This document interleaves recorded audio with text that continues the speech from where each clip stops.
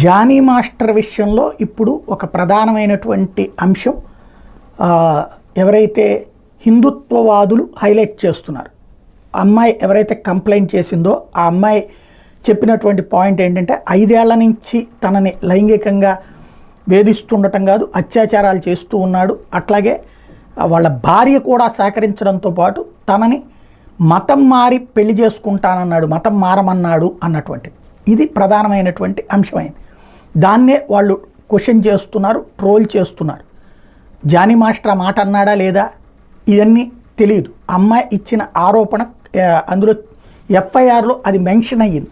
దాంతో ఇప్పుడు ఇలాంటి వ్యక్తి అన్నటువంటి పాయింట్ని రైట్ చేస్తున్నారు. యాక్చువల్గా దీంట్లో అసలు ఆ అమ్మాయి మాట్లాడుతుందా లేదా అనేటటువంటిది అప్పుడు కానీ అసలు నిజం తెలియదు. ఈలోపు అభియోగం మోపేటప్పుడు ఇప్పుడు ఇందులో ఏంటంటే జానీ మాస్టర్కి సంబంధించి 5 ఏళ్ల నుంచి